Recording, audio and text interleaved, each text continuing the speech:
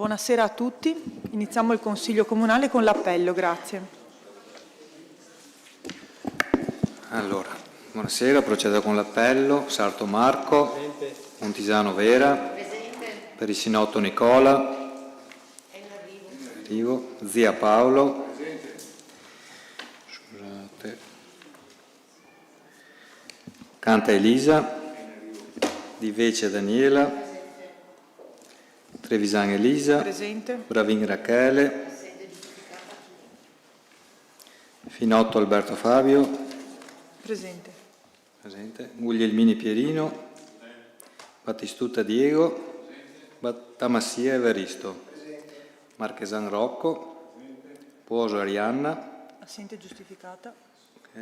Boato Giuseppe, Miollo Carlo, Baso Lino Antonio. Faccio l'appello anche agli assessori esterni, Antelmo Luca, Berardo Giampietro, Loretto Catiuscia, Munerotto Mattia. Vengono nominati scrutatori i consiglieri Boato, Baso e Di Vece. Iniziamo dal punto 1, approvazione verbali sedute precedenti.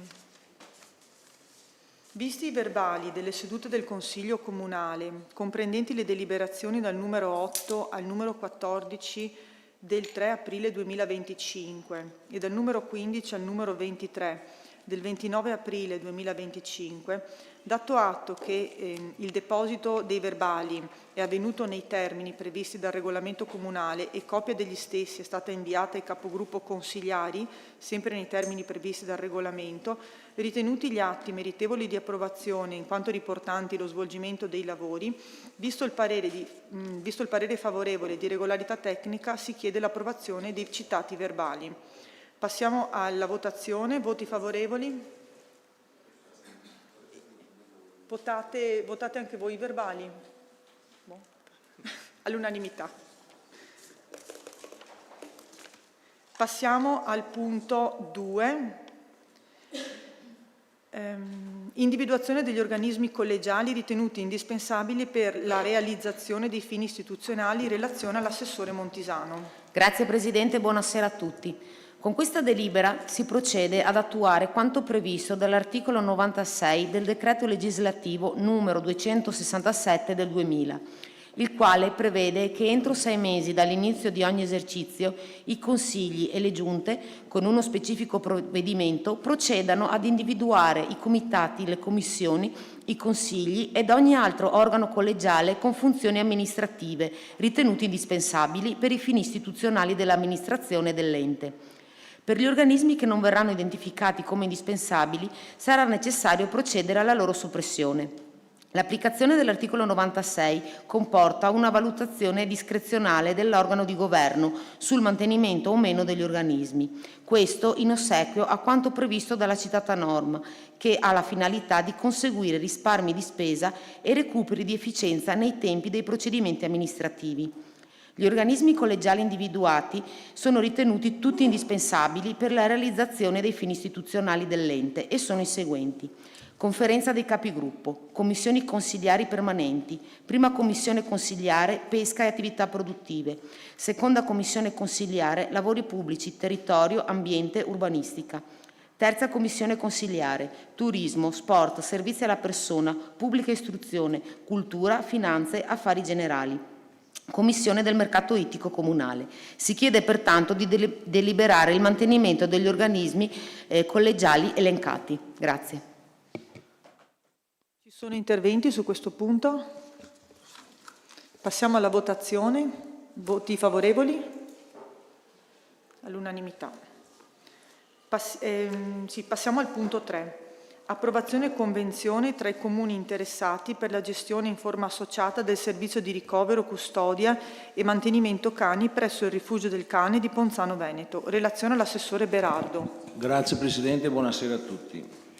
Ai sensi delle vigenti norme in materia di controllo e prevenzione del randagismo, spetta ai comuni in forma singola o associata la gestione dei canili, sia in forma diretta che tramite convenzioni con associazioni protezionistiche.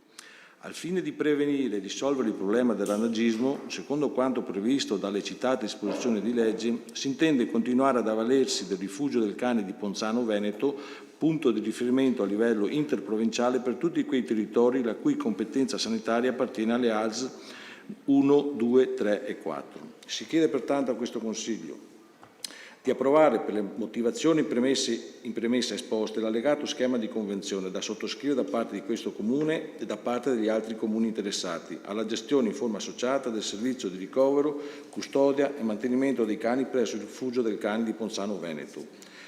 Di dare atto che è attualmente vigente l'istituto della proroga temporanea, cosiddetta tecnica, del summenzionato contratto d'appalto fino al 30/6/2025 e per la durata strettamente necessaria all'espletamento della nuova procedura di affidamento, conformemente all'articolo 4 del contratto d'appalto in essere, così come comunicato con nota proveniente dal Comune di Ponzano Veneto del 12/12/2024, in atti al protocollo numero 46373 del 12/12/2024, con adesione espressa con determinazione della dirigente del settore politiche territoriali numero 474 del 28/4/2025.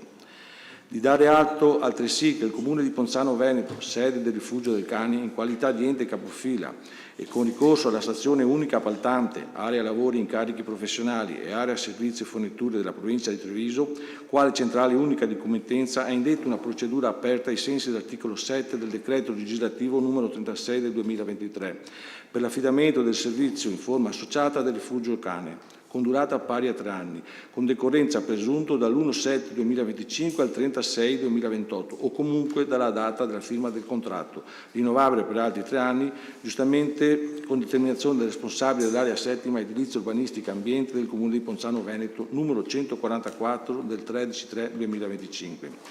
Di prendere atto che in data 13/3/2025 è stato dato l'avvio alla suddetta procedura di gara, di incaricare il Sindaco o suo delegato di intervenire alla stipula della presente convenzione. Grazie, prego.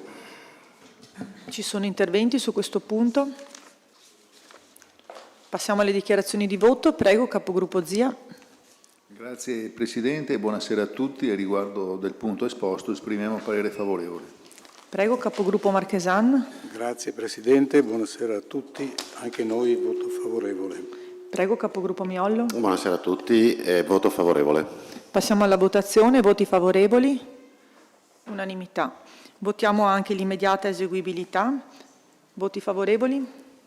Unanimità. Passiamo al punto 4. Attività di vigilanza e controllo sull'azienda speciale Don Moschetta. Approvazione di bilancio di esercizio 2024. Relazione all'assessore Montisano. Grazie Presidente. La vigilanza, il controllo e la verifica sull'attività dell'azienda speciale Don Moschetta da parte dell'amministrazione comunale sono disciplinati dall'articolo 42 e seguenti dello Statuto dell'azienda. Il bilancio d'esercizio 2024 dell'azienda speciale, approvato dal Consiglio di amministrazione della stessa con delibera numero 18 del 20 maggio 2025, è stato acquisito con protocollo numero 19.386 del 20 maggio 2025. I risultati al 31/12/2024 per ogni area sono: gestione del centro servizi residenziale Don Moschetta per anziani non autosufficienti, perdita euro 1.101.110, servizio di assistenza domiciliare, utile euro 72.101, servizio mensa, perdita euro 7.660, gestione del campeggio comunale Santa Margherita, è utile euro 497.170. Gestione del servizio parcheggi, utile euro 50.386. Mercato ittico, perdita euro 42.891. Gestione del servizio di manutenzione del verde, perdita euro 134.301. Quindi, complessivamente, il risultato economico d'esercizio per l'anno 2024 presenta una perdita di euro 666.305. Dalla nota integrativa si rileva che tale risultato è stato determinato, tra l'altro, dai seguenti fattori. Lo stralcio delle spese sostenute per il progetto di ampliamento della casa di riposo ha comportato la svalutazione delle immobilizzazioni in corso per euro 205.890. Questo a seguito della necessità di sviluppare una diversa soluzione progettuale per la trasformazione dell'attuale RSA in un centro residenziale multiservizi, in linea con il mutato contesto sociosanitario. Oneri tributari relativi ad imposte e sanzioni per accertamenti e verifiche per complessivi euro 24.636. Versamenti IMU sull'immobile della casa di riposo per euro 11.588 relativi all'anno 2024 e per euro 8.657 per l'anno 2019, mentre per gli anni dal 2020 al 2023 si è proceduto all'accantonamento al fondo oneri futuri per euro 46.353. Questo a seguito di un nuovo orientamento dottrinale e giurisprudenziale che ha reso l'immobile imponibile. La riduzione delle quote di residenzialità riconosciute dalle regioni inferiori di euro 98.503 rispetto a quanto previsto nel previsionale. La riduzione del contributo regionale ADI-SAD di euro 50.098 rispetto al budget del 2024. Il maggiore ricorso al personale esterno al fine di garantire la copertura dei servizi in casa di riposo e per incrementare la qualità dei servizi ha comportato un incremento dei costi di euro 94.288 per i servizi di pulizia, euro 125.502 per i servizi infermieristici e di euro 50.849 per il personale interinale. Nello stato patrimoniale vi sono inoltre perdite esercizi precedenti per euro 76.204 ed una riserva di rivalutazione pari ad euro 1.956.154.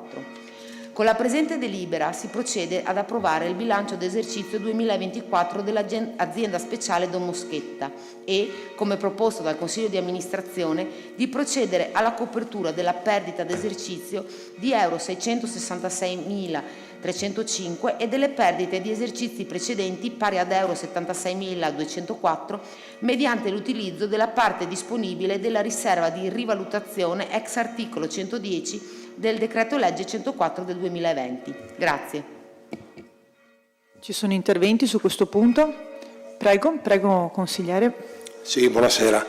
Volevo più che altro farmi un confronto con il vice sindaco, perché nelle passate amministrazioni per 5 anni e mezzo abbiamo avuto un confronto serrato sulla Don Moschetta e avevamo tutte le soluzioni del caso all'opposizione. Poi oggi vediamo che ci sono 660.000 euro di perdita a bilancio, con gli aumenti che ci sono stati, aumenti delle righe blu, aumenti del costo del campeggio comunale, la mensa, il costo della retta mensile degli ospiti. Quindi non era poi così semplice amministrare una struttura complicata come la Don Moschetta, ma sembrava che fosse tutto quanto a portata di mano. Sappiamo benissimo, e anche l'opposizione a oggi è d'accordo sulla proposta che ha fatto la maggioranza, che ha fatto il sindaco, quella dell'ampliamento, e che abbiamo la necessità probabilmente di cambiare e di spostare quella struttura.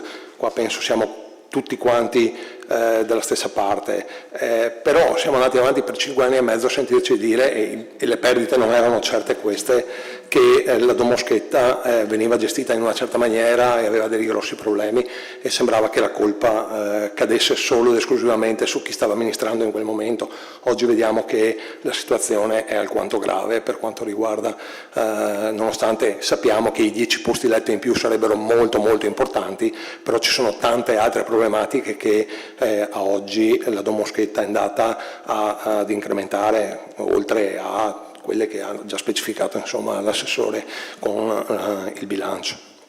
Grazie.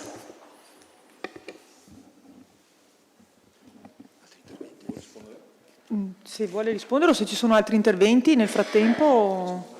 Prego, capogruppo Miollo.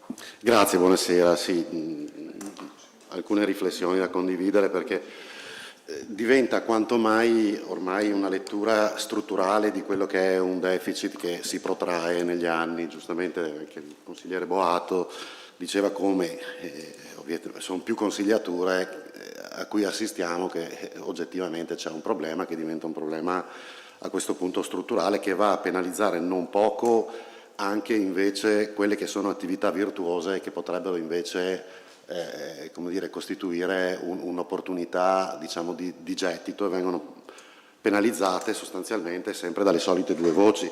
Quella più pesante è quella appunto della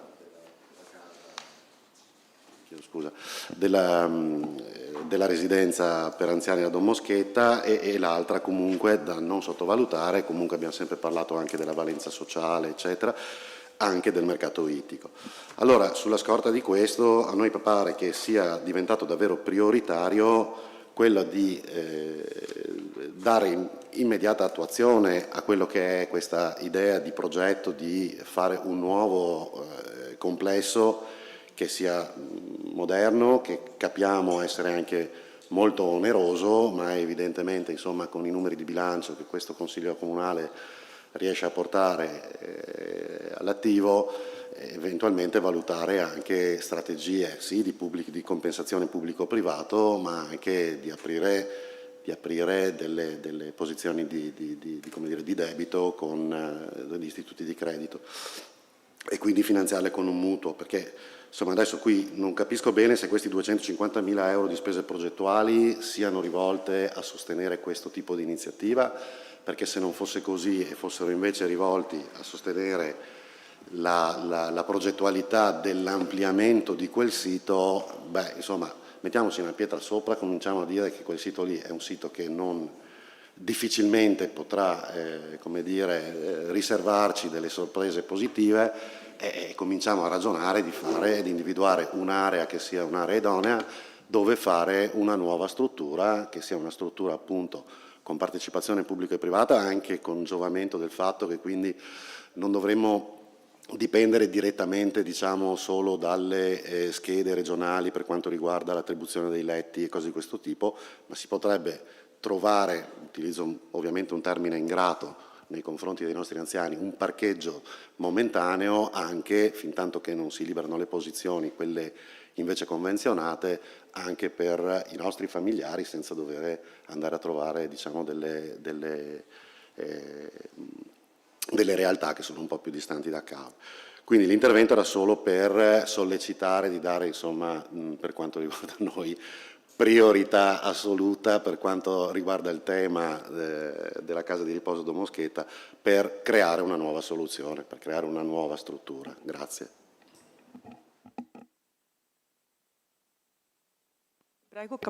Prego, capogruppo Marchesan. Sì, grazie. Volevo sottolineare alcune cose.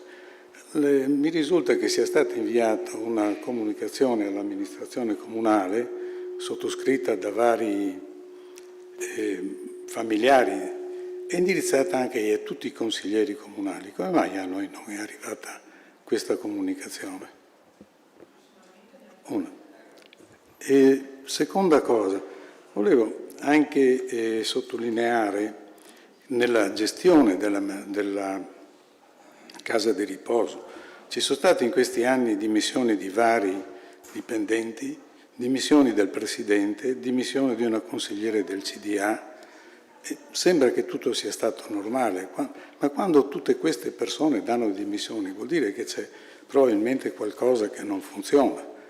Già un'altra volta in Consiglio Comunale abbiamo parlato delle dimissioni di vari dipendenti c'è stato detto, ma anche nella passata amministrazione c'è stato questo. Non mi risulta che nella passata amministrazione sia stata dimissioni di un gran numero di dipendenti. E poi su quella nota che doveva arrivare a tutti i consiglieri che non è arrivata, si parla anche di un aumento di 300 euro al mese, ma vi rendete conto che 300 euro al mese a una famiglia, metti anche di monoreddito, che ha un familiare dentro, e quelli che sono dentro, posso capire quelli di fuori comune, ma quelli che sono dentro anche del nostro comune, hanno permesso a noi di essere qua adesso, sono la nostra storia. Io non capisco come si possa aumentare di dito il fatto così. E mi risulta anche che sia stato risposto a qualcuno di questi che l'unica alternativa era la chiusura della casa di riposo. Mi sembra una cosa aberrante questa, dare una risposta di questo genere qua a un familiare che chiede.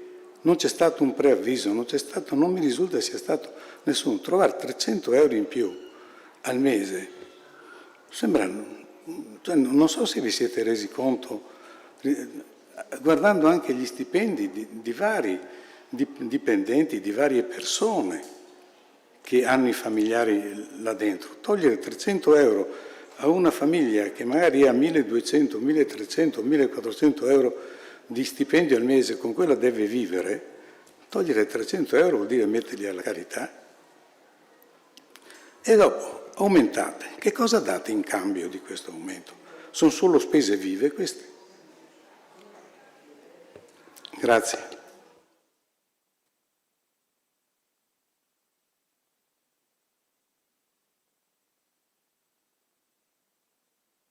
Replica il vice sindaco. Allora, giusto una veloce replica perché non mi pare che sia il tema all'ordine del giorno, quello che lei ha posto. Il tema è vero, io quando ho fatto opposizione ho sempre fatto opposizione giudicando i numeri e guardando i fatti. Il fatto che ha reso possibile il mio commento negativo costante sulla casa di riposo di allora era che nel 2015, vado a memoria, mi consentirà, voi, amministrazione dell'epoca, avete perso i posti che erano stati destinati. Quei posti erano stati, quei 9 posti li avete persi come amministrazione, erano stati incastrati storicamente con un accordo che la città di Caore e la presente giunta Sarto aveva fatto con l'assessore Sernagiotto all'epoca, compianto assessore al sociale Sernagiotto, per cui ci garantivano quei posti. Era stata la politica che aveva agito in quel momento là, pur la struttura avendo delle difficoltà, perché aveva delle difficoltà oggettive di spazio e numero, mi ricordo. Oggi quella perdita poi non è più stata, come dire, compensata dal punto di vista politico, è arrivata l'ASL e vi ha tolto i posti. Quei posti là che avete perso, voi come amministrazione, sono stati causa di un danno importante per la casa di riposo, che oggi ogni anno per anno ritornano sempre di più.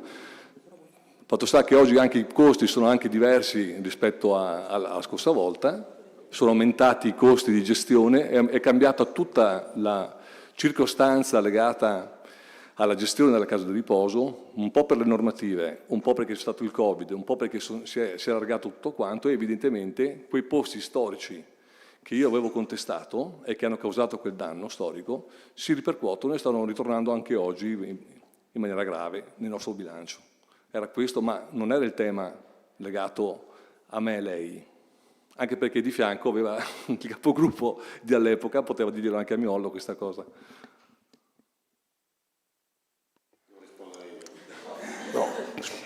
Prego, consigliere Boatto. Allora, nel 2015 noi come amministrazione non eravamo presenti, siamo arrivati a giugno 2016, prima c'era il commissario, quindi è in quell'anno che nasce il discorso. Noi siamo arrivati a giugno e praticamente nei primi 6, sì, però glielo comunico. E poi, se non è questo l'argomento, stiamo parlando del bilancio. Ho capito, ma stiamo parlando di una perdita di 660.000 euro, se vuole io parlo con chi allora e oggi è in maggioranza mi attaccava su una perdita. Oggi abbiamo degli introiti completamente diversi da 5 anni fa, da 6 anni fa, da 7 anni fa, però la perdita è triplicata, quadruplicata, quindi mi sono posto la domanda, visto che lei quando era seduto di qua, come noi che non avevamo la bacchetta magica, ma lei sembrava ce l'avesse, oggi dimostra di non avere neanche lei la bacchetta magica, nonostante tutti gli altri problemi che ci sono, tutto lì. Era una semplice considerazione. Grazie. Ci sono altri interventi? Nessun altro? Il sindaco chiede la parola. Io provo a cercare di ricondurre la questione nella sostanza, perché credo che effettivamente la questione sia molto più complicata di quella che può apparire. Quando io mi sento offeso, capogruppo Marchesan, quando lei dice vi rendete conto che, perché diversamente mi verrebbe da dire in 3 anni e mezzo è la prima volta che la sento argomentare, in 3 anni e mezzo in cui siamo in Consiglio Comunale è la prima volta che la sento argomentare, molto probabilmente perché è la prima volta che conosce l'argomento di cui parla. In tutte le altre circostanze lei non solo non spiegava le sue motivazioni di approvazione o di contrarietà ad una delibera, non l'ha mai fatto, e per la prima volta con soddisfazione anche, con soddisfazione. Però la verità va raccontata tutta, perché lei ne racconta una metà. Io credo che la situazione sia molto più complicata e abbia questa crisi, se la vogliamo definire tale, radici molto più profonde. La prima innanzitutto che l'istituzione è diventata una multiservizi e oggi mi verrebbe da dire a distanza di anni, e per fortuna, perché se non fosse una multiservizi molto probabilmente, non perché volevamo noi chiudere la casa di riposo, ma perché qualcun altro ce l'avrebbe fatta chiudere. Primo passaggio. Secondo passaggio, una buona parte di quella perdita dell'istituzione è legata, e l'aveva detto capogruppo Miolo, l'assessore, al progetto di ampliamento. Anacronistico, non oggi, all'epoca anacronistico, perché per realizzare 14 posti e portare un target che sia soddisfacente in termini di rapporto ospiti e dipendenti, e cioè a 90, che è il minimo, perché poi parliamo anche dei posti letto. La comunità doveva spendere qualcosa come 400.000 euro per posto letto, 400.000 euro. Ne servono 100.000. Ok? Per cui quel progetto è nato sbagliato. Ma sa perché è nato sbagliato? Perché era fumo da dare alla gente negli occhi, così, da gettare, perché uno bastava guardarsi l'otto, gli ospiti, perché per di più bisognava fare i lavori con gli ospiti dentro. Ma lei provi ad immaginarsi un ampliamento di una casa di riposo con gli ospiti dentro. Un ampliamento della casa di riposo con gli ospiti. Dopodiché, una volta trovato quel progetto, un po' ci abbiamo anche provato, sinceramente, ci abbiamo anche provato a recuperarlo. Ma non c'era nulla da fare. E oggi in quella perdita c'è lo storno anche di questa cosa, e questa è quella piccola parte di verità che non ha raccontato. I posti letto, la media dei posti letto. Se lei guarda le case di riposo, perché poi abbiamo fatto una commistione di questo argomento, stiamo parlando della perdita del bilancio e anche delle rette, cioè del bilancio di previsione, perché in questo punto all'ordine del giorno non si parla effettivamente di rette, ma di rette si parlerà evidentemente nel prossimo, però ne parliamo insieme. Evidentemente, preso dalla foga, si è dimenticato che qua stavamo parlando di consuntivo del bilancio della casa di riposo. E quando lei dice il Presidente e qualcun altro si è dimesso, guardi, su questo ce n'è uno di nuovo che si sta assumendo delle responsabilità e che si è trovato ad essere il Presidente, oltre che far parte del Consiglio di amministrazione, dal 1° ottobre, per cui diciamo con bilancio di previsione già approvato e quasi a consuntivo, per cui con questo Presidente evidentemente in questo momento io mi devo rapportare. E allora i passaggi sono chiari, l'abbiamo detto, come ha detto il capogruppo Miolo, più volte in questa sede.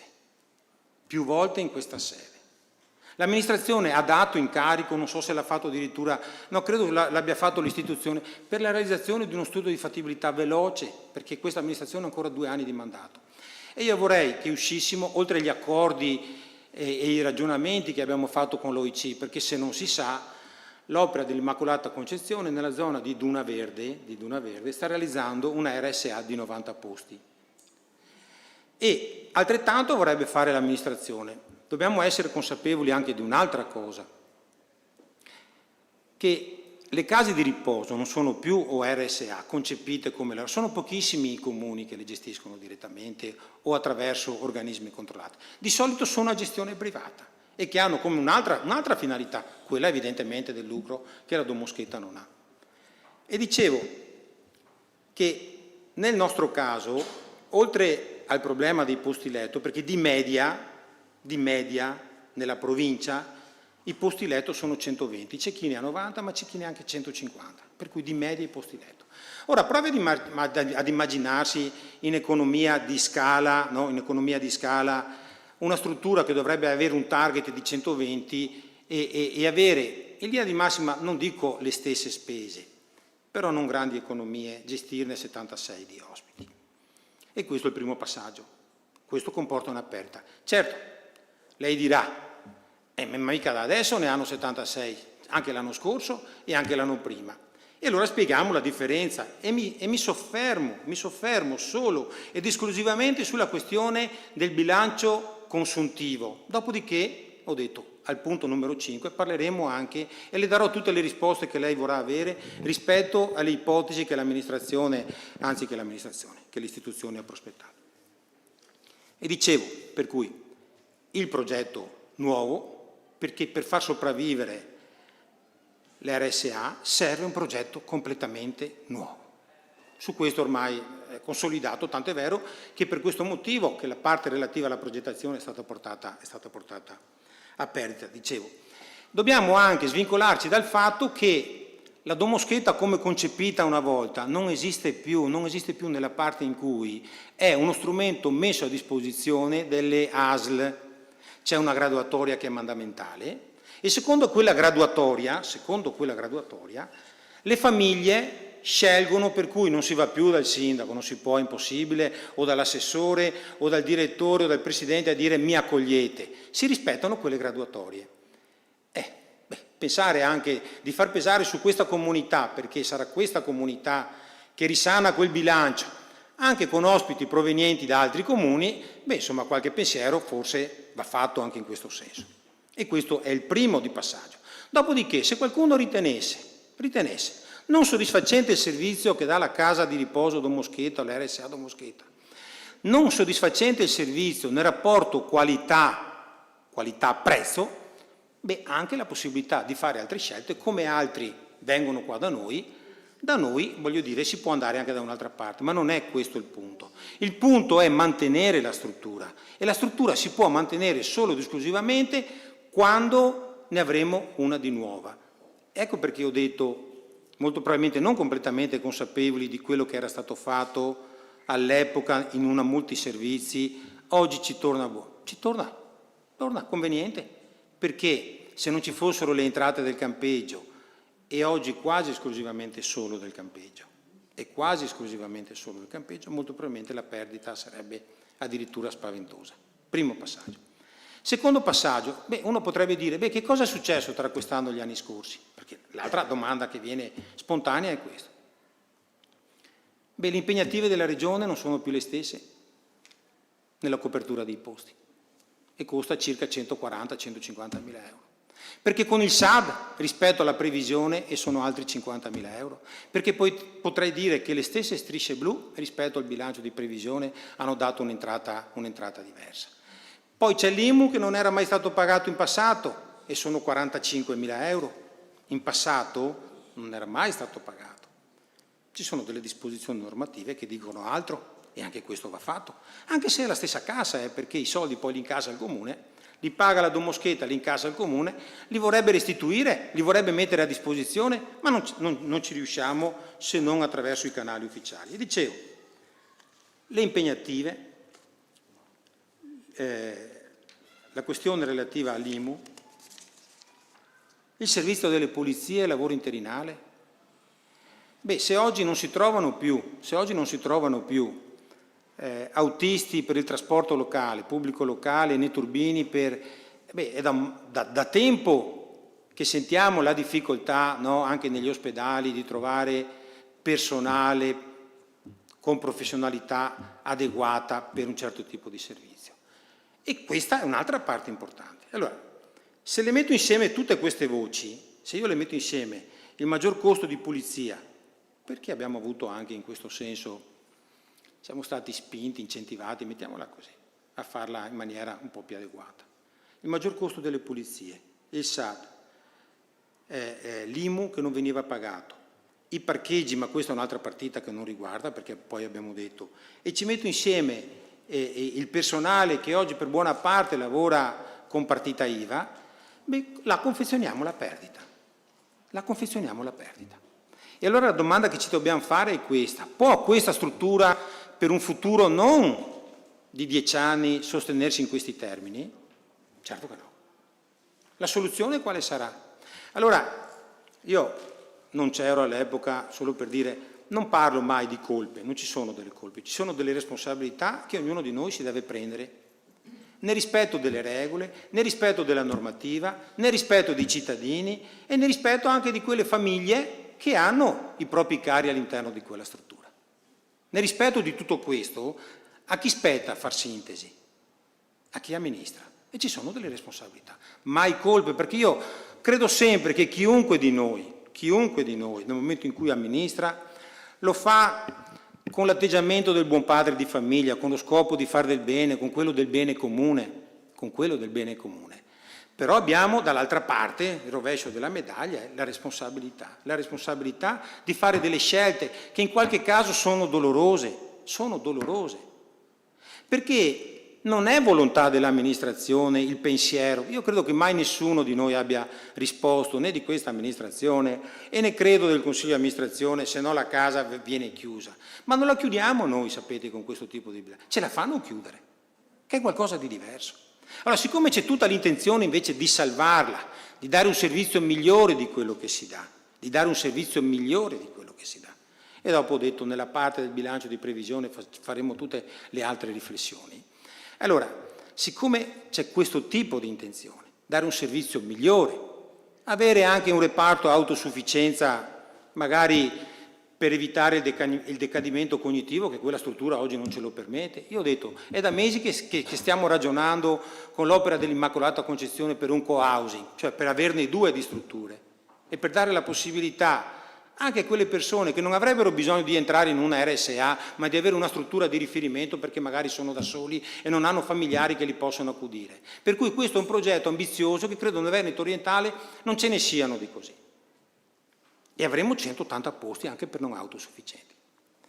Allora, se noi mettiamo insieme tutte queste cose, però vanno spiegate alla gente, non si può raccontare un quarto della verità. Non si può dire, e là ho detto ma voi sapete cosa state facendo? E certo che sì, che sappiamo cosa stiamo facendo, e certo che sì. Ecco, in questo senso respingo al mittente evidentemente le sue affermazioni, e questo bilancio, seppur doloroso, è un bilancio, che oggi viene portato all'attenzione di questo Consiglio Comunale, e la comunità si farà carico di ripianare quelle perdite, perché abbiamo accantonato evidentemente le cifre necessarie. Ma una parte di quelle perdite, torno al ragionamento di prima, sono legate ad un progetto che era morto quando è nato, molto probabilmente in prossimità forse quasi della scadenza, non lo so, non voglio essere così malizioso, perché penso sempre, come ho detto prima, che quando si amministra si abbia come l'obiettivo quello del bene comune. Oggi magari quella non è stata una scelta completamente azzeccata, ecco, mettiamola così, forse questa è la parte della quale ognuno poi se ne assume la responsabilità, come noi, di approvare, perché oggi noi approviamo il bilancio della Don Moschetta, ma abbiamo approvato anche un bilancio che ripiana il bilancio della Don Moschetta, con i soldi dei cittadini di Caorle, e con quei soldi dobbiamo giustificare i cittadini di Caorle perché sono stati spesi e perché verranno spesi in un certo modo. Io che credo che anche questa sia una responsabilità, che non va messa in un cassetto perché oggi devo far bella figura. No. Le responsabilità sono di tutti, di questo Consiglio, di questa Giunta, di quella precedente, di chi vi opera nella casa di riposo, dei dipendenti, del Consiglio di amministrazione e anche dei cittadini di Caorle. Tenendo conto, e chiudo il mio intervento, spero di essere stato esaustivo almeno per quel che riguarda il bilancio consuntivo, tenuto conto che la politica, a me piace usare questo, ha il dovere, chi ha posizioni di vertice nella nostra, di alimentare la virtù della speranza, ma anche di essere concreto. E noi con questo bilancio e con questa sofferenza cerchiamo di essere concreti. Ci sono altri interventi? Sì. Prego, capogruppo Marchesano. Guardi che io non ho detto all'amministrazione ci avete pensato, perché penso che all'interno di quei 12 posti o 17, 16, quanti siete, ci sia della irresponsabilità nella maniera più assoluta. E neanche mai ho pensato di mettere mani alla casa di riposo con i clienti, diciamo, con gli anziani all'interno. Difatti lei una volta aveva già parlato di spostare momentaneamente nella OIC gli ospiti attuali. Certo che mi preoccupa, e un passaggio l'ho fatto anche per quanto riguarda gli ospiti del Comune di Caorle e degli altri. Non ho sottovalutato questo aspetto, Sindaco, nella maniera più assoluta. Capisco anch'io che accollarsi le spese anche di ospiti che non appartengono al nostro Comune, però siccome l'aspetto sociale a me personalmente interessa molto di più di tutti gli altri aspetti, ho fatto solo un pensiero. Quella cifra che è stata proposta, posso capire che possa portare a marginare un attimo la passività, però è un onere molto pesante per le famiglie, specialmente quelle a monoreddito oppure che hanno una pensione non adeguata, diciamo, a sostenere questa spesa. Dopo, per quanto riguarda il fatto che io non ho mai parlato in Consiglio Comunale, mi sembra già un'altra volta su questo aspetto di aver toccato l'argomento, al che lei mi ha risposto che il turnover del personale è un fatto normale, infatti a questo l'ho detto. Se io non parlo in Consiglio Comunale ci sono anche altre motivazioni personali. Io non ho la parlantina, diciamo, che ha lei, l'esperienza che ha lei come sindaco o come amministratore. Io sono un tecnico, io parlo anche poco, quindi sono argomenti legati alla mia persona e al mio carattere, non perché sottovaluti i problemi di un bilancio che io mi soffermi qua, non mi piace perché questo è sbagliato, perché quell'altro è sbagliato. La programmazione di questa amministrazione non condivide il mio pensiero. Ognuno di noi è libero di pensare quello che ritiene opportuno e quindi la programmazione di questa amministrazione a me di fatti mi trovo nei banchi dell'opposizione. Se fossi nei banchi della maggioranza avrei dato il mio apporto a cambiare la vostra programmazione, ma siccome legalmente voi avete vinto e siete voi che amministrate, quindi io dico posso dare il mio parere negativo a questa programmazione. Grazie. Se non c'è altro, passiamo alle Prego, Sindaco, prego. Una brevissima replica. Io ho ascoltato bene le sue parole nel primo intervento. Lei ci ha posto una domanda, ma sapete cosa state facendo? E io ho detto che per questa parte mi sono sentito offeso. Dopo tutte le considerazioni, è evidente che non abbiamo legalmente il dovere di amministrare o il diritto. Abbiamo vinto le elezioni, ma questo non vuol dire nulla, perché in questo Consiglio Comunale io il primo giorno, al primo insediamento, ho detto apertamente siamo aperti a qualsiasi contributo, anche della minoranza, per migliorare questo tipo di situazione. Perché vede, lei può dirmi tutto quello che vuole, ma si era proposto per amministrare questa città. Si era proposto per amministrare questo comune e a parti inverse con questo tipo di bilancio che non dipende dal sindaco, come non sarebbe dipeso da lei, ma da tutta una serie di conseguenze che ho cercato di spiegare, e non entro nel merito ancora delle tariffe, perché ho detto se torniamo sulla questione delle tariffe ne parliamo al punto successivo. Faccio un ragionamento politico e di responsabilità. Quali scelte avrebbe fatto lei con questo tipo di bilancio di fronte a questo tipo di situazione? Primo, quali scelte erano possibili? Secondo, terzo, perché siamo arrivati a questo punto? E io ho cercato di spiegarlo. E se non sono stato chiaro sono pronto a chiarire ulteriormente questi passaggi. Perché vedete, va detta un'ultima cosa in quello che dovremo affrontare nei prossimi anni. Perché se è sensibile lei sociale, lo siamo anche noi, glielo assicuro. Perché questa amministrazione, i soldi che ha impegnato sul sociale, sul caro affitti, caro bollette, sul trasporto sociale, io credo che nel mandamento di Portogruaro non ce ne siano. E questo per che cosa? Per le famiglie che sono in difficoltà, per le famiglie e per i soggetti deboli, come lo sono quelle persone che stanno all'interno della casa, della domoschetta. Allora, se io le dico che la disabilità nell'RSA, la retta passerà da 60 a 120 perché ci viene imposto dalla Regione, da 60 a 120 euro al giorno, perché una volta la contrattazione veniva fatta tra Comune e ASL nei confronti dell'RSA. La disabilità avrà questo aumento di prezzo, dai 30 a 60 euro che si pagano oggi mediamente ai 120 euro. La disabilità nell'RSA, perché ci sono famiglie che non sono in grado di curare la disabilità. Perché il fondo povertà che viene messo oggi a disposizione non è strutturale e quando finirà il fondo povertà ne vedremo delle belle Chi sarà chiamato ad amministrare? Non il Comune di Caorle, il Comune in generale ne vedrà delle belle, perché il fondo sugli affitti è già stato tagliato, sulle bollette non ne parliamo e arriveremo a mettere mano in tasca alle famiglie anche non ai ceti deboli, super deboli. Questo sarà quello che dovremo affrontare, perché l'ATS è una riforma sbagliatissima, ci costringerà a cedere il nostro personale ad una struttura che sarà un carrozzone, come è successo nella riforma per gli enti. Una volta avevamo ASVO, funzionava, adesso è diventata Veritas, una volta avevamo ASI, è diventata Veritas. E come succede in questi giorni, oggi stesso, per sapere con l'Enel quando staccano l'energia elettrica, mettono un fogliettino sul palo della luce e le vie sono anche sbagliate. Questo è il futuro che ci aspetterà e non dipenderà mica dal sindaco. Allora, tornando al ragionamento, per provare a dare una risposta completa alla sua obiezione rispetto a questo tipo di bilancio, perché noi sull'Enel non abbiamo neanche avuto una comunicazione come amministrazione. Tornando a questo ragionamento, questo sarà il futuro. Ecco, noi che cosa stiamo facendo?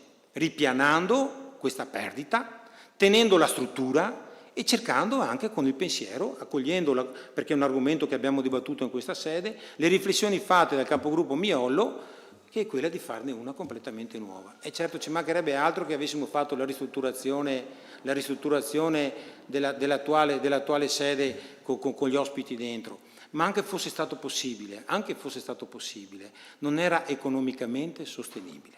E per i ragionamenti che ho fatto prima, perché ci sono delle regole contabili, ci sono delle norme da rispettare, c'è la Corte dei Conti, ci sono delle questioni sulle quali un buon amministratore non può soprassedere.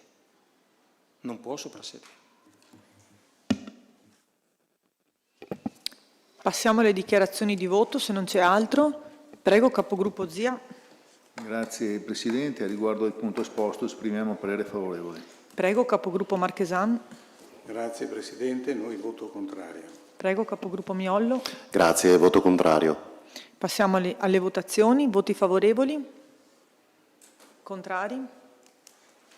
Votiamo l'immediata eseguibilità. Voti favorevoli? Contrari? Passiamo al punto 5. Attività di vigilanza e controllo sull'azienda speciale Don Moschetta. Approvazione bilancio di previsione 2025-2027 e piano programma. Relaziona l'assessore Montisano. Grazie Presidente.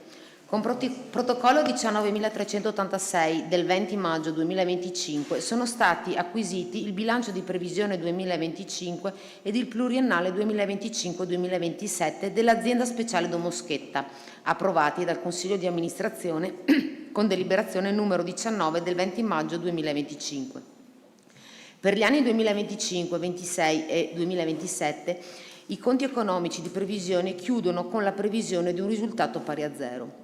Le diverse aree di attività per l'anno 2025 si prevede concorreranno nel seguente modo al risultato d'esercizio. RSA, perdita euro 912.152. Servizio assistenza domiciliare, utile euro 1.376. Mense, utile euro 1.508. Campeggio, utile euro 851.366. Parcheggi, utile euro 62.753, mercato ittico, utile euro 934, verde, utile euro 3.215. Dai documenti pervenuti in relazione alle diverse aree di attività si osserva: per quanto riguarda l'RSA, l'azienda sta procedendo all'allestimento di un reparto dedicato ai soggetti con maggior bisogno assistenziale. Questo a seguito della nuova articolazione su 3 livelli dei centri servizi residenziali per anziani non autosufficienti, caratterizzati da un crescente carico assistenziale e dal principio che una maggiore assistenza sociosanitaria corrisponde ad una maggiore contribuzione. Il nuovo reparto richiederà del personale dedicato. L'incremento generalizzato dei prezzi, che va dal personale alle utenze e alle materie prime, associato alle nuove assunzioni, ha comportato un aumento della retta per gli ospiti a partire dal mese di maggio 2025. Questo aumento implica un incremento dei ricavi previsti per euro 155.714. Inoltre, il 28 aprile 2025 è stato accreditato il servizio convenzionato con l'ASL del centro di Urno, che comporta un incremento dei ricavi per l'anno 2025 di euro 19.350. In merito al SAD, Servizio di Assistenza Domiciliare, nel corso dell'anno proseguirà lo sviluppo del progetto PNRR, che ha la finalità di sopperire il gap dell'offerta dei servizi sociali e socioassistenziali alle persone fragili in dimensione protetta dall'ospedale. Questo progetto vedrà la sua conclusione nei prossimi mesi, per cui il contributo incide in modo inferiore rispetto al 2024 sul risultato d'esercizio.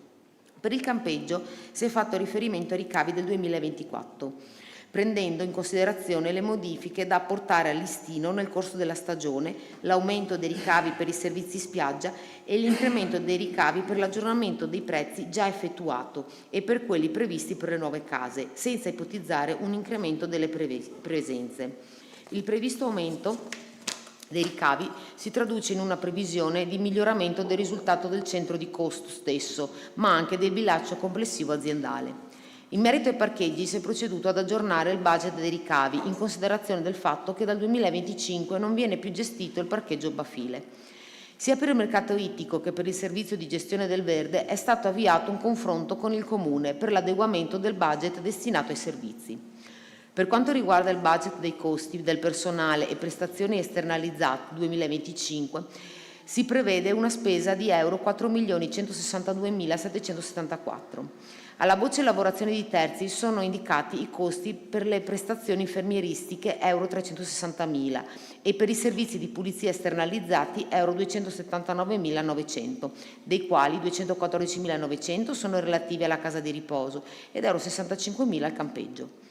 Si raccomanda all'ente di attuare ogni ulteriore sforzo per ottimizzare la gestione della RSA al fine di ridurre il disavanzo economico. Si invita a compiere ogni ulteriore possibile azione di ottimizzazione di costi di gestione del personale e delle prestazioni esternalizzate, evitando di espandere ulteriormente la dotazione organica o dei costi dei servizi esternalizzati, se non sorretta da significativi e strutturali miglioramenti dell'equilibrio economico-finanziario aziendale. Grazie. Interventi su questo punto? Sì, Prego, grazie. capogruppo Miollo. Sì, grazie. No, diciamo che questo qui un po', come diceva il sindaco, è la coda un pochino del ragionamento che è stato introdotto e argomentato anche dal sindaco. Insomma, ci pare di capire che qui si vuole in qualche modo aumentare un attimino le entrate per cercare di tamponare quelli che sono dei costi che definirai ormai entrati in metastasi, ma insomma è inutile ripetersi, e quindi si fa un bilancio in cui diciamo vabbè, insomma, cerchiamo di stringere un po' la cinghia dove si può, perché questo appare più un buon proposito, ovviamente condivisibile, e per contro però poi avremo un aumento delle tariffe di un po' di tutte le altre parcheggi, verde, campeggio. Andremo a vendere un servizio cercando di prendere i soldi lì. Questo adesso tra l'altro un po' in soldoni è quello che traspare insomma da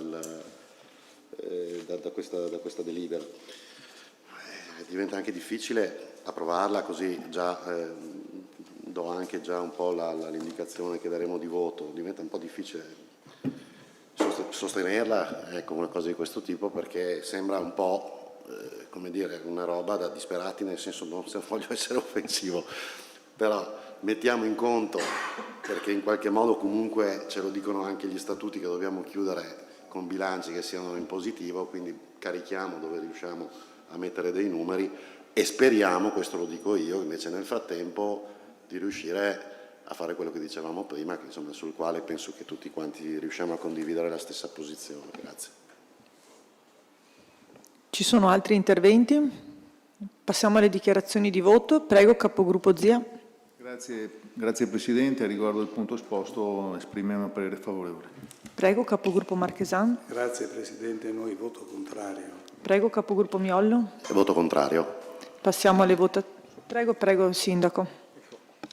Siccome avevo rinviato la parte relativa alle tariffe, cerco di completare il ragionamento che avevo tralasciato prima e su quale il capogruppo Marchesan aveva richiamato l'attenzione dell'amministrazione. Ecco, io credo questo, credo che sia stata una scelta dolorosa, profondamente dolorosa e anche condivisa, per cui il Consiglio di amministrazione è estrazione in linea di massima di questa maggioranza, perché sono la maggioranza dei membri del Consiglio di amministrazione che delibera è stata votata in questo Consiglio comunale ma indicata da questa maggioranza. So che insomma, il Presidente assieme al Consiglio si sta dando da fare per interloquire, so che c'era stato anche un incontro, finiamolo informale se vogliamo, c'era stato un incontro con i rappresentanti dei familiari, non so se c'erano tutti, ma questo insomma non so se può contare o meno. Allora, il mio intervento non è tanto per giustificare, perché qua c'è poco da giustificare, ma per spiegare le motivazioni e l'entità. Come dicevo, no? Il bilancio dell'istituzione Don Moschetta, se noi avessimo solo l'RSA, molto probabilmente qualcuno avrebbe già deciso per noi. C'è tutta la volontà, abbiamo cercato di aumentare il costo di alcuni servizi, vedi le entrate del campeggio comunale. Nel 2025 non avremo più la perdita messa a bilancio relativa al progetto di ampliamento sulla vecchia struttura. È un aumento importante che in qualche caso potrebbe anche mettere in difficoltà le famiglie, perché è un aumento che a regime, e ci tengo anche a sottolineare questo passaggio, l'aumento sarà pari circa al 16% a regime nel 2026. Perché a regime?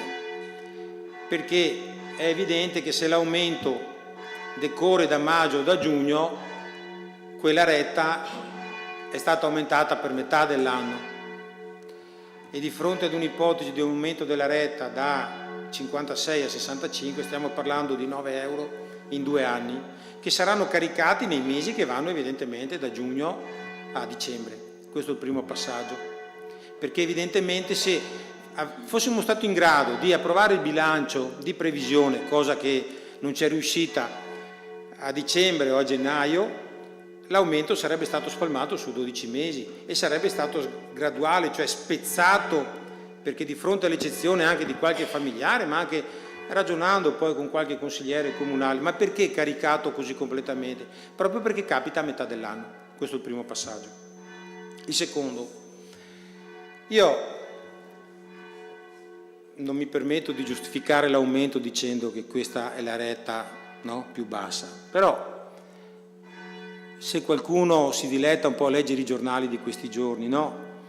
Quando la Francesconi di Portogruaro dice che per 3 anni le rette non sono state aumentate, beh certo, le rette erano già alte, perché oggi alla Francesconi si pagano 65 euro, che è la retta che il Consiglio di amministrazione manderà a regime nel 2026, per cui 2022, 2023, 2024, 2025, se uno volesse vedere il bicchiere mezzo pieno, potremmo dire che le nostre famiglie, no, per 4 anni non hanno pagato quello che altri pagavano. Non è una giustificazione? No, non è una giustificazione, è una spiegazione, perché, ripeto, non abbiamo bisogno di giustificarci, ma è una spiegazione rispetto a che punto siamo arrivati. E siamo arrivati a questo punto nonostante potremmo dire, torno al ragionamento di prima, che se avessimo solo questa struttura qualcuno ce l'avrebbe già fatta chiudere. Invece abbiamo cercato di caricare il più possibile su altri servizi le spese, per portare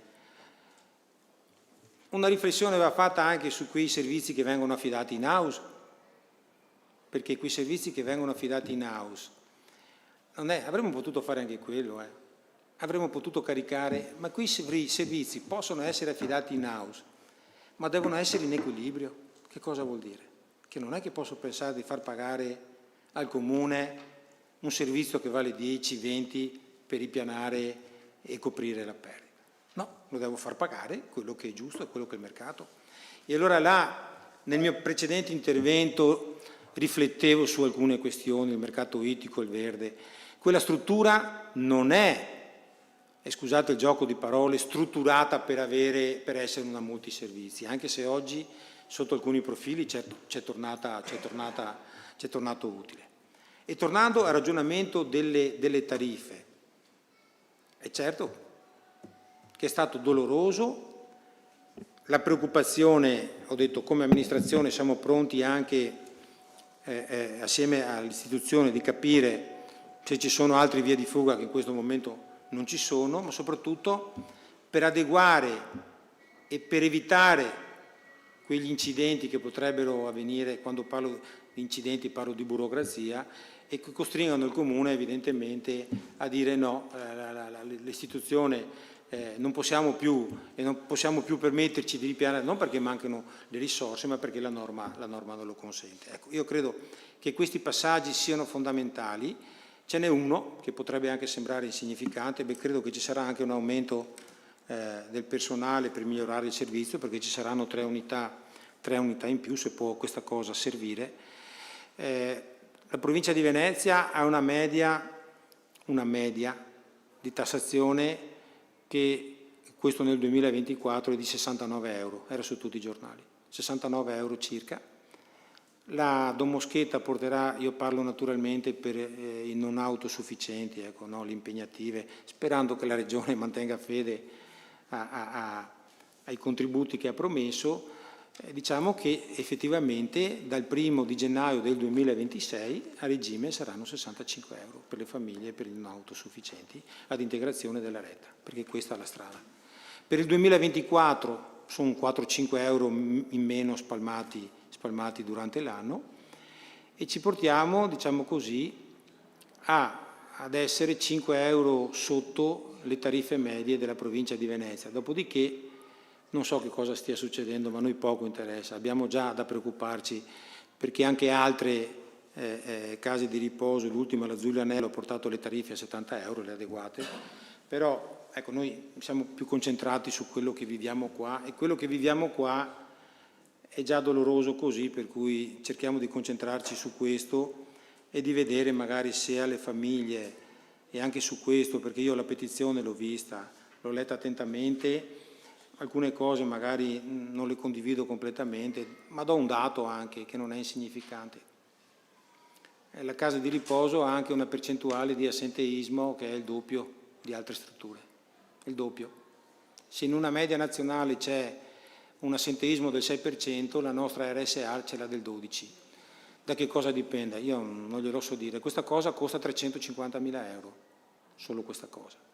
Ecco, allora, ritornare su questo ed avere un'attenzione alta, perché il timore è, proprio per quello che sta succedendo a livello nazionale, ma anche nel Veneto, di preoccupazione di proteggere i ceti deboli. Ecco, noi vorremmo farlo con tutti gli strumenti che abbiamo a disposizione.